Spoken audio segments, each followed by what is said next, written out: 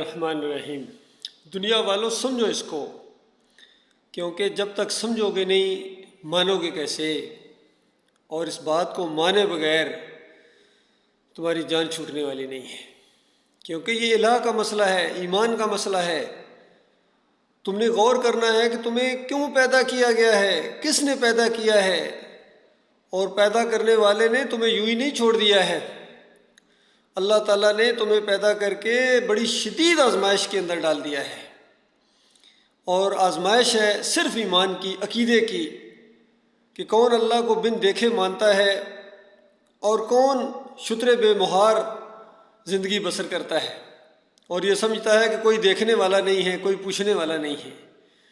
ایسی بات نہیں ہے۔ وہ جو ہواؤں کو چلا رہا ہے، وہ جس نے زمین کو بنایا، آسمان کو بلند کیا، اس پوری کائنات کو تمہاری خدمت میں لگا دیا، وہ تم سے کیا چاہتا ہے؟ بہت ہی معمولی مطالبہ اس نے کیا ہے، اور اپنی شان کے مطابق کیا ہے کہ تم صرف اللہ کے بندے ہو، اور اللہ کے علاوہ کسی اور کی بندگی کا تم کلاوہ اپنے گردن کے اندر نہیں ڈالو گے، اور اللہ کے علاوہ کسی اور کی بندگی تم گویا برداشت نہیں کرو گے۔ تم صرف اکیلے مالک کے بندے ہو، اور مالک چاہتا ہے کہ میرے بندے یہ اللہ سے یعنی پیار کریں، محبت کریں، فرما برداری کریں، ہر وقت دل کے اندر ایک لگن سی رہے، ایک شوق سا رہے، ہر وقت اللہ کی یاد کے اندر دل دھڑکے، اللہ کی ملاقات کا شوق ہو دل کے اندر، مالک کے دیدار کی خواہش ہو دل کے اندر، مالک کو پکارنا، مالک کی یاد، یہ کائنات کی سب سے محبوب ترین چیز آپ کے لیے ہو، اور اللہ سے پیاری کوئی چیز نہ ہو۔ اسی کا امتحان ہے۔ انبیاء کی مثالیں دے کے دیکھو، سب سے زیادہ تکلیفیں اللہ تعالیٰ نے انبیاء پر ڈالی ہیں، حالانکہ سب سے محبوب ترین بندے ہیں وہ، تو اتنی مصیبتیں اور مشکلیں ان کے اوپر آئیں کہ عقل حیران ہے کہ ایک انسان اتنی زیادہ مشکلات بھی برداشت کر سکتا ہے۔ 950 سال اندازہ لگائیے، 9.5 صدیوں نوح علیہ السلام کی دعوت توحید، صبح شام کی دعوت توحید، کیا کچھ نہیں گزر گیا ہوگا اس بندے کے اوپر، کیا کچھ نہیں سنا ہوگا، دنیا والوں سے کیسی کیسی باتیں سنی ہوں گی، لیکن اللہ کی طرف سے حکم ہے کہ بس جمے رہو۔ اور جب فیصلے کا دن آیا تو اس کے بعد جب وعدہ کیا گیا تھا کہ اب تم کشتی بناؤ اور تیرے اہل و عیال کو ہم بچا لیں گے، اور جب طوفان نے زور پکڑا اور پہاڑوں جیسی موجیں بلند ہوئیں تو نوح علیہ السلام کا اپنا بیٹا، سگا بیٹا کہہ رہے بیٹا کشتی کے اندر آ جا، اور بیٹا کہتا میں پہاڑ پر چڑھ جاؤں گا۔ باپ کہہ رہے ہیں پہاڑ آج نہیں بچائیں گے، آج تو پہاڑ گویا ڈوبیں گے، اور آج کوئی بچنے والا نہیں ہے سوائے اس کے کہ جس پر میرا رب اللہ رحم کرے، اور آج فیصلے کا دن ہے۔ یہ رحمت جو ہوتی ہے، رحم ہوتا ہے مشرکوں کے اوپر حرام ہو جاتا ہے۔ تو اس کے بعد نوح علیہ السلام کی آنکھوں کے سامنے اس کے بیٹے کو ڈبویا، بیوی بھی ماری گئی، اور آخر میں جب سوال کیا میرے مالک آپ کا وعدہ بھی سچا ہے اور میرا بیٹا میری آنکھوں کے سامنے ڈوب گیا ہے، اور آپ نے کہا تھا اہل و عیال کو بچا لیں گے، اس طرح کا ایک سوالیہ انداز تھا، تو اللہ تعالیٰ نے آگے سے کیسا سختی کے ساتھ جواب دیا کہ نوح زبان کو روکو،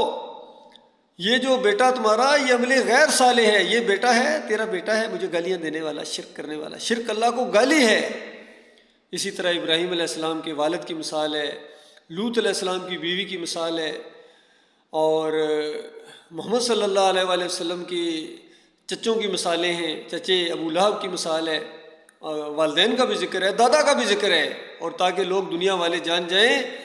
کہ یہ کوئی وراثتی دین نہیں ہے۔ اور آج ہی میں نے وہ ایک آیت سنی جس میں اللہ تعالیٰ نبی علیہ السلام کو کہہ رہے ہیں کہ اے نبی انک لا تہدی من احببت، جس سے آپ محبت کریں اس کو ہدایت نہیں دے سکتے ہیں۔ یہ کیسا انداز ہے والد کا، محبت کی گویا اللہ تعالیٰ اس کی ذکر کر رہا ہے، گواہی دے رہا مالک کہ محبت تو آپ کرتے ہیں، مثال کے طور ابو طالب سے یا اور کتنے تھے قریبی، لیکن ہدایت نہیں دے سکتے ہیں، چونکہ ہدایت دینا اللہ کا کام ہے، اور اللہ تعالیٰ جانتا ہے کس کو ہدایت دی جائے، اور ہدایت اس کو دی جاتی ہے جو اس کی طرف رجوع کرے، جو غور و فکر کرے، عقل کو استعمال کرے، اور جو عقل کو استعمال نہ کرے مالک اس کے اوپر گندگی ڈال دیتا ہے شرک اور کفر کی، کیونکہ یہ عقل اللہ نے دی ہوئی ہے، اس کے اندر صلاحیت موجود ہے اپنے مالک اور خالق کو پہچانے۔ آنکھیں کھول کر اس دنیا کو دیکھے، زمین کو دیکھے، آسمان کو دیکھے، ہواؤں کے چلنے، بارش کا برسنا، اپنی خوراک کو دیکھے، اپنے جسم کو دیکھو، پرندوں کو دیکھو، ایک ایک چیز گواہی دے رہی ہے کہ مالک اکیلا ہے، اس کائنات کا کوئی بنانے والا ہے، اور دوسری بات یہ کہ وہ اکیلا ہے، اکیلا مالک ہے، اکیلا داتا ہے، اکیلا دستگیر ہے، اکیلا مشکل کشا ہے، حاجت روا ہے، بغیر واسطے وسیلے کے وہ سنتا ہے، ماؤں سے زیادہ وہ پیار کرنے والا مالک ہے۔ ماؤں کی ممتا کو اس نے پیدا کیا ہے، باپ کی شفقت کو اس نے پیدا کیا ہے۔ تو ایسے مالک کو چھوڑ کر ان گلی سڑی ہڈیوں کو پکارنا، پنجروں کو پکارنا، ان کو داتا دستگیر مشکل کشا کہنا، حاجت روا کہنا، مختار کل کہنا، اور ان مورتیوں کو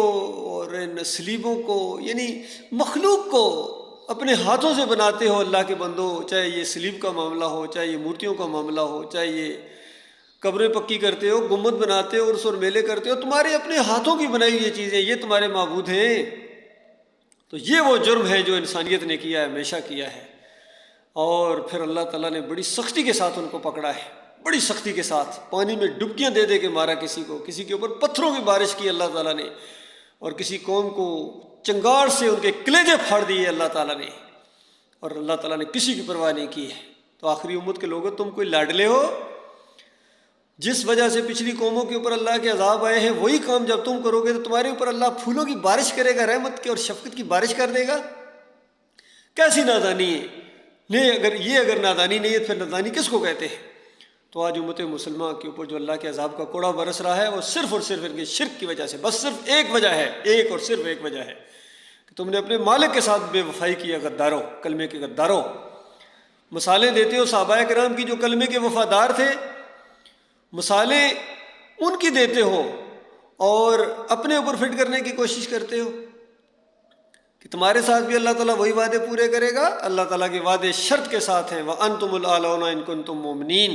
تم مومن بنو تب تمہیں اللہ سر بلند کرے گا، مومن بنو۔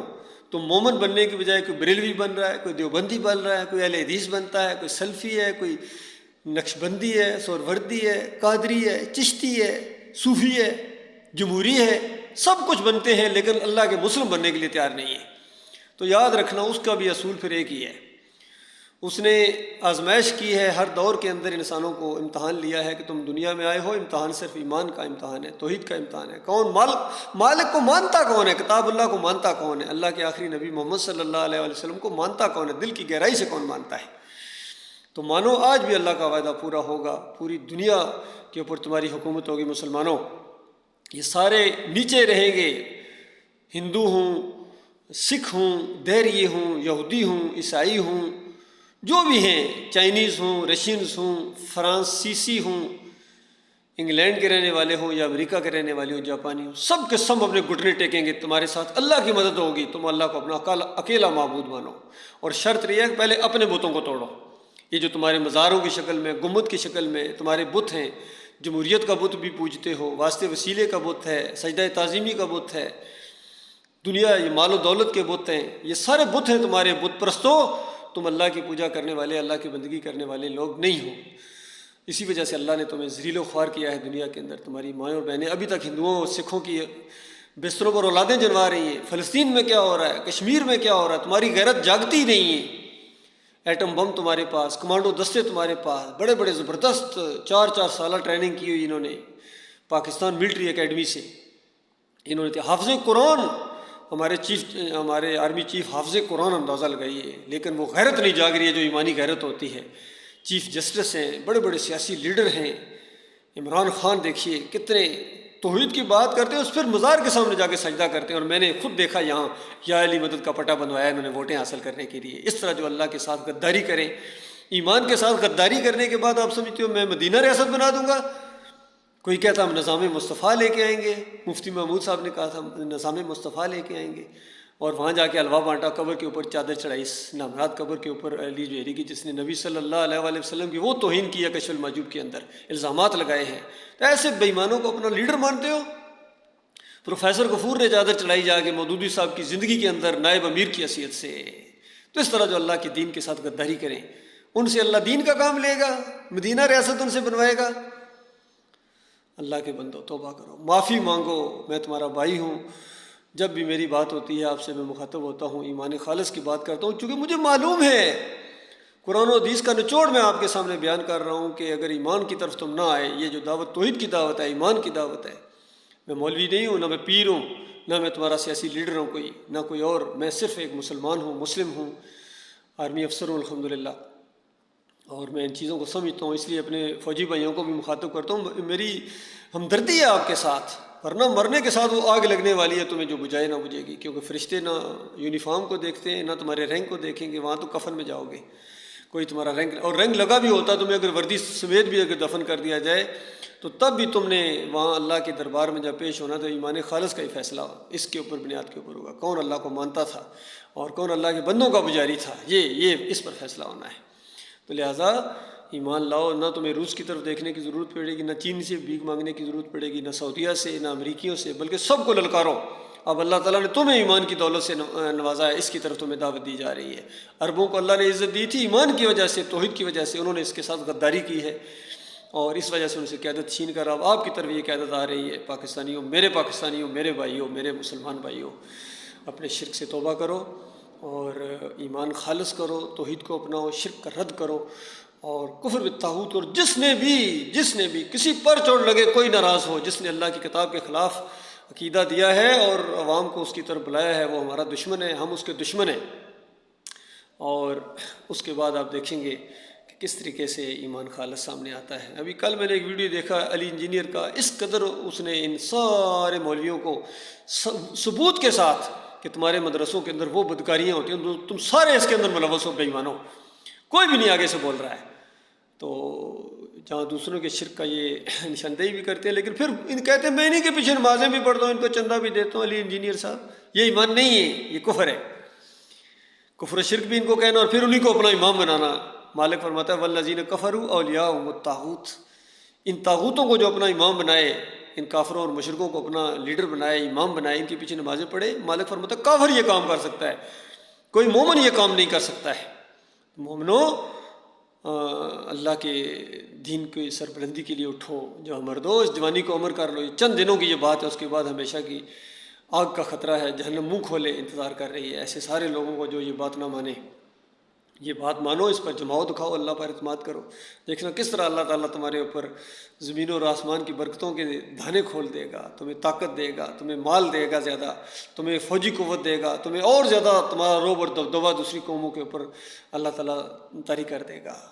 لیکن شرط ایک ہے، یعبدوننی لا یشرکوا بی شیئا، کہ مالک فرماتا ہے صرف میری بندگی کرو گے اور میرے ساتھ کسی کو شریک نہیں ٹھہراؤ گے، یہ کام تم کرو،